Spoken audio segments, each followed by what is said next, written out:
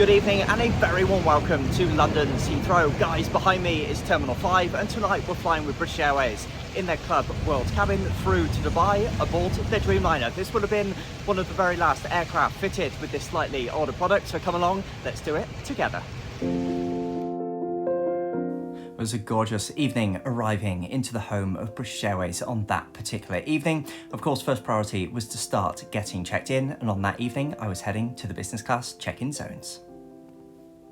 Now, whilst the majority of check-in at Heathrow is automated these days, thankfully, when it comes to the business class check-in, or indeed silver priority check-in area, these are manned check-in desks, and it keeps things a little bit more with the human touch and that bit more efficient. So that's check-in done. So of course, if you are flying the business class or you have silver tier status with British Airways, whilst you can use the first class wing behind me, that's for gold members, or first class only, you can still use priority security, which is just as part of the regular security lane. So let's head through there just now. I'm pretty keen to get to the lounge. It's getting late. I'm certainly pretty hungry.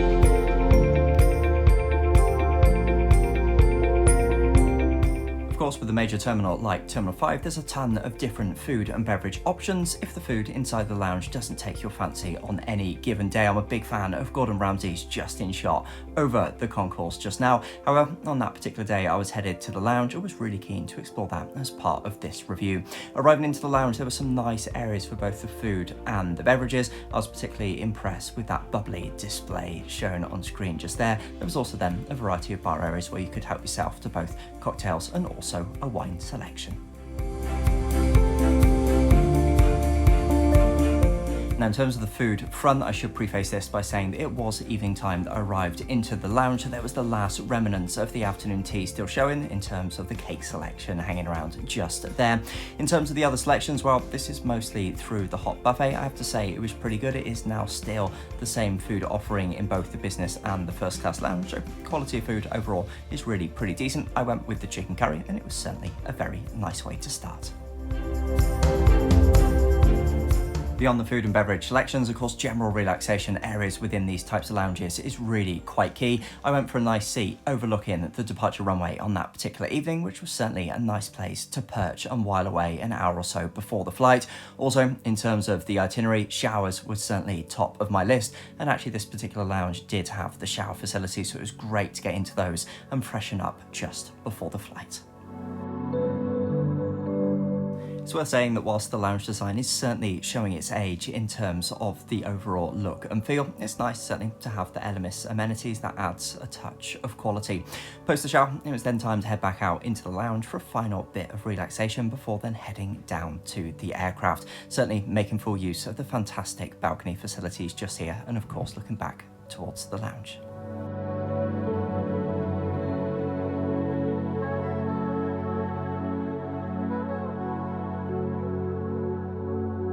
So that's the stint in the lounge done. It's pretty busy, but it's certainly thinned out as the evening went on, so time to head down to the gate. No doubt it's going to be one of the satellite gates tonight, so I'll take the pleasure of showing you a secret little passage on the way down to that to escape some of the crowds. But for now, a little bit of time with the duty frees, and then it'll be time to head to the gate.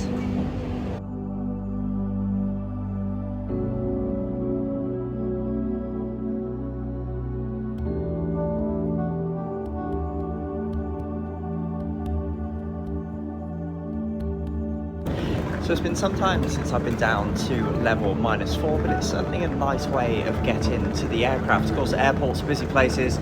Ultimately, they can be very exciting places, but also quite draining. It certainly takes its toll with the crowd, particularly if you're a bit introverted, certainly like myself. So, top tip, when you do come to go into the elevators, instead of dropping down to -2, which would then be the train service that the majority of people take, if you do have a little bit more time on your hands, drop down to level 4, or -4 I should say, and then you have this wonderful quiet, secluded corridor where you can walk along and certainly stretch your legs.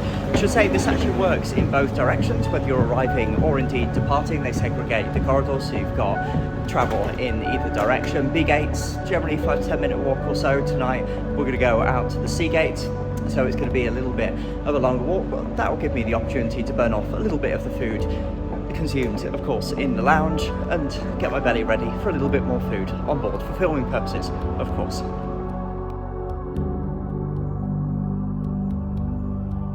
Now, whilst I make my way down to the sea gates on this wonderful travelator, it's a good time for me to remind you all to subscribe to the channel.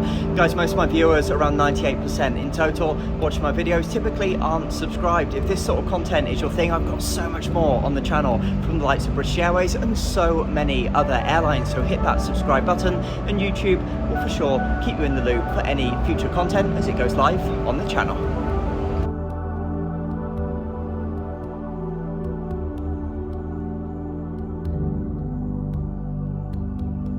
Alrighty, so that's us arrived at the sea gate, so it's just going to be a short transfer up the escalator just now, and then it'll be time to find the boarding gate. Now, magically just appearing behind me is a 787 Dreamliner, so maybe that's the one that we're going to be jumping on tonight through to Dubai. The tempo is undeniably more relaxed over at the satellite gate. It wasn't then long at all before I then arrived at the gate and our aircraft was waiting for us. Boarding was almost underway by the time that I arrived and things were lined up in a very orderly fashion to get the passengers on board nice and quickly. It was to be the slightly larger variant of the Dreamliner on that particular evening. Indeed, it was the Dash 9, and that gives rise to a slightly smaller, more private front cabin. I was in seat 6A. The pick of the seats on that particular occasion would have been row number 7, seats K and A, so you don't then have to step over the legs of someone in the adjoining seat. That said, it was really nice to be in this slightly smaller front cabin. Although this particular design of seat is quite old in this day and age, and indeed it is being phased out with the Dreamliners, the last of the aircraft to be switched over to the newer Club Suite. I'm actually a fairly big fan of this design. The levels of privacy that you get when you are in those window seats is absolutely fantastic, and there's fewer, better business class designs to fly with. As a couple, you really do get a lot of interconnectivity between the seats. Now, let's move this slightly awkwardly storage drawer out the way, and let's get seated and find out a little bit more about this seat's design. Getting settled a little bit more into the seat, let's get into the storage options. Now, just above the storage tray, you do have these slightly awkwardly placed chargers, both for USB and a plug socket. This is the main storage drawer as part of the seat. It's fairly large, certainly large enough for your shoes and a few other items, but that really is it in terms of storage, so you do have to be fairly economical. At the end of the seat design, you do have the ottoman and then the main seat controls just down to the side with that all-important divider. Now, of course, traveling as solo, that was something that I do usually get in place pretty quickly. Usually, as soon as the safety video is turned off, then you can put that straight up. Just down to your side, you will find the controls for the entertainment system. Yes, these are looking a little bit dated, and this is where you will also find the headphones and a slightly more conveniently placed USB charger. These cabins, for sure, are starting to show their age a little bit. That said, for their age, they're certainly in pretty good shape. So that's us on board, settling into the seat just now, certainly making the most of the privacy in this particular one. No one behind and only one person in front, which is certainly pretty good. Just looking forward to the Pushback service starting to come around, so we'll certainly update you as that starts to come around. So the champagne brought around, the other choice was the orange juice, but of course it needs to be champagne flying the business class this evening. Let's give it a go. It was certainly a very prompt pre-flight service. The crew did an absolute fantastic job of welcoming everyone on board. It was certainly one of the best service experiences that I've had with British Airways in a long time. As we were starting to push back from the gates, the menus were also handed around. We will get into those, I promise, just a little bit later into the flight. With the safety demonstration out the way, it was then time to get that privacy divider in place. You can see with it fully in place just how private this particular design of seat is. Alas, Dubai is calling. Let's head for that departure runway and let's get on our way.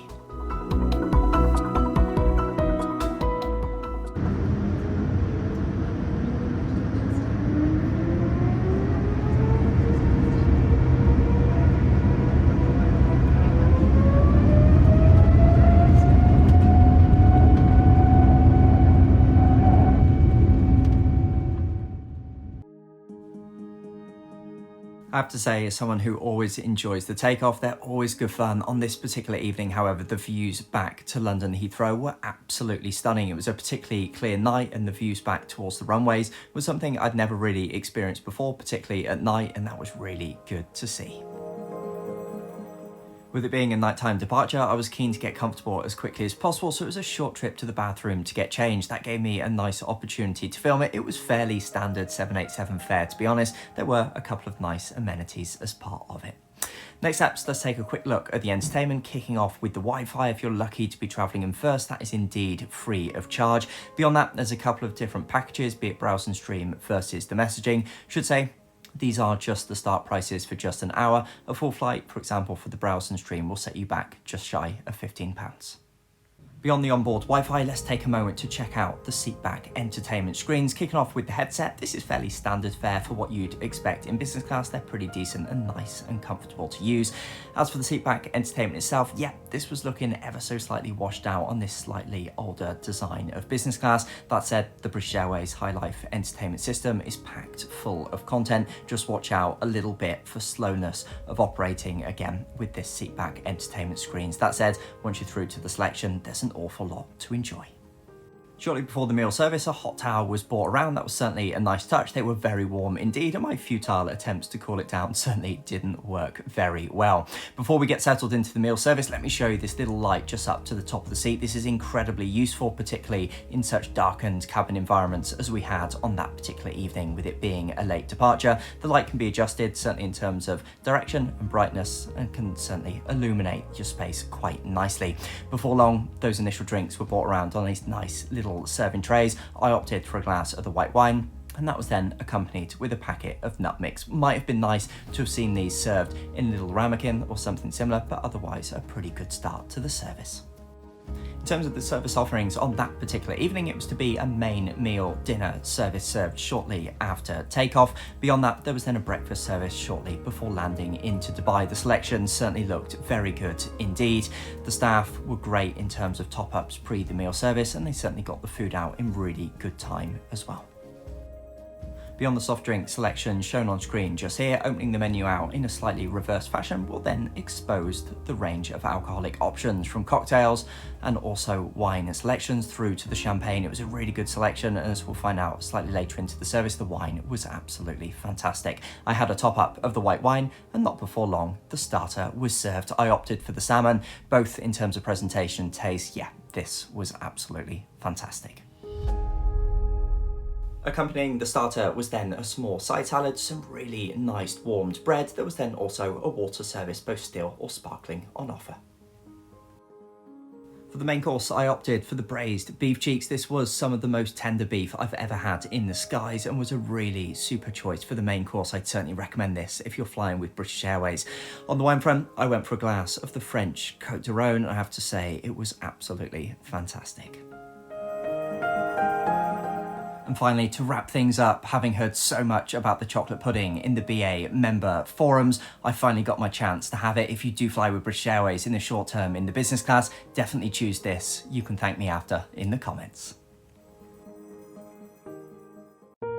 With it quickly approaching 1 AM in London, I was incredibly keen to bed down for the night to make the most of sleep. Once again, the crew did a fantastic job of wrapping up the service nice and quickly, and it was then time to get stuck into the White Company bedding and get the bed made up for the evening.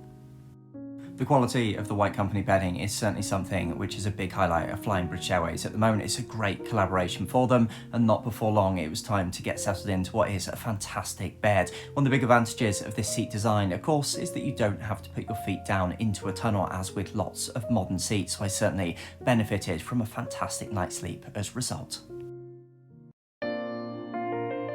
All too soon, as ever, on these overnight flights from Heathrow to Dubai, morning was upon us, and it was time to make our final descent down into the desert city.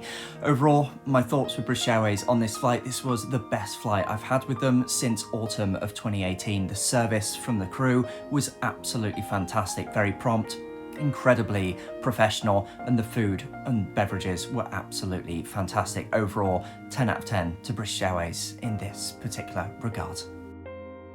I think this for me marks quite an interesting turning point for British Airways. Sean Doyle has now been in role well over a year, and he's clearly had a huge amount of work to do, ultimately to turn around what is quite a heavy beast from a direction that wasn't all too positive. I think some of those impacts are now being felt by the passengers, and I'm certainly loving what I'm seeing from the airline. Ultimately, many will prefer the new seat, and it's great news to hear that this will be rolled out to the remaining aircraft in the not too distant future. Whilst we take a look through the contents of this very decent amenity kit, it's only for me to say thank you so much for watching the video. If you're considering British Airways as part of your future travel plans, I've got so much on the channel from them, including their brand new business class and also premium economy, with many videos upcoming, particularly from their long haul economy as well. So do make sure to check out the channel for those. I'd love to have you on board as a subscriber. Otherwise, I very much look forward to welcoming you to a review very soon.